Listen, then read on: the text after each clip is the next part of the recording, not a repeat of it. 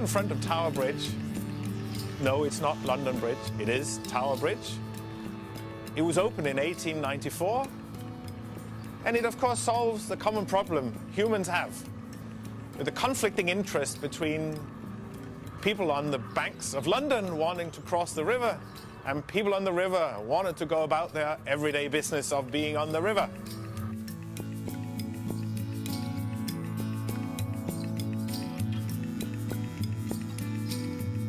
To resolve the conflict, there are 4 different ways you can go about this. The first one is simply ignoring it. In this case, you just let people go about their business, boats go up the river, and people can swim across all you like. The second thing is, of course, to apply spatial separation. You basically build a bridge. It allows people to walk across.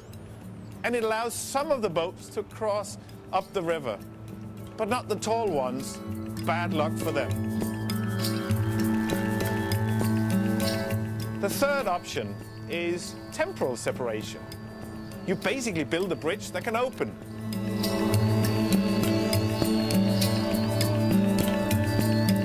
It'll open at certain times of the day, and it'll keep closed the rest of the day. That allows traffic in both directions. But the fourth option is, of course, the most interesting one. You synthesize both requirements, and Tower Bridge is an example of that. It allowed people to walk across even when the bridge was open. They will walk up one tower, walk across on the top bridge, and walk down the other tower. It synthesizes the paradox of transportation on the river.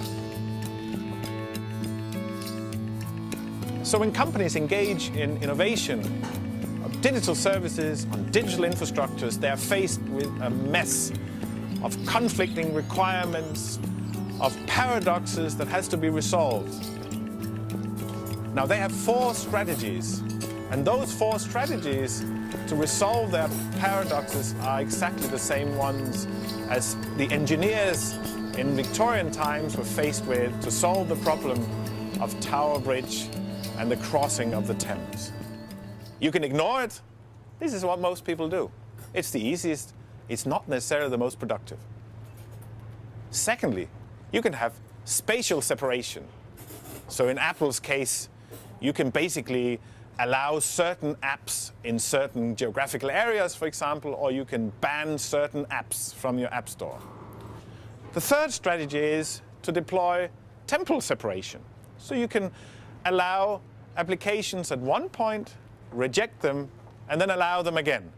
And the last strategy is synthesis, where you find a brand new way of doing this so everybody is happy. What is clear is whatever solution you have, things will move and shift beyond your control, under your feet, over your head, behind your back. You will constantly need to make new decisions applying these 4 strategies.